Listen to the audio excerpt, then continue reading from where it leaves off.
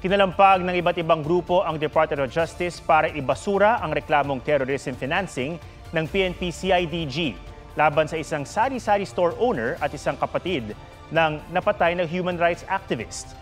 Batay raw sa salaysay ng isang nagpakilalang dating miyembro ng New People's Army, sumusuporta sa NPA sina Marceline Pilala at Eliza Lemita, kaya inireklamo ng PNP-CIDG. Naghain ng kontrasalaysay ang dalawa para ibasura ang anilay gawa-gawang kaso. Sabi ni Pilala, hindi totoong nagbenta siya sa mga rebelde mula sa kanyang sari-sari store noong March 2021, lalo't October 2021 niya sinimulan ang sari-sari store. Pinasinungalingan din niya ang akusasyong may pumasok umanong 100,000 piso sa kanyang bank account. Tinanggi naman ni Lemita na namigay siya ng pagkain sa NPA.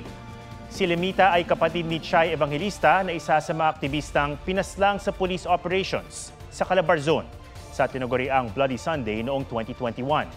Sabi ng DOJ, masusi silang inimbestigahan at sinusuri ang mga ebidensya ng complainant at respondents. Sinusubukan pang kunin ang panig ng PNP-CIDG.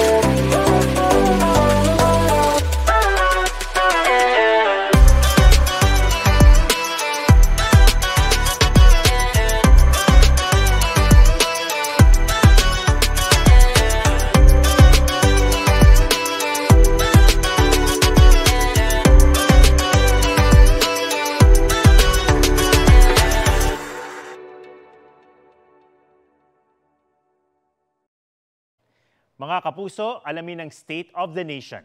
Mag-subscribe sa GMA Integrated News sa YouTube.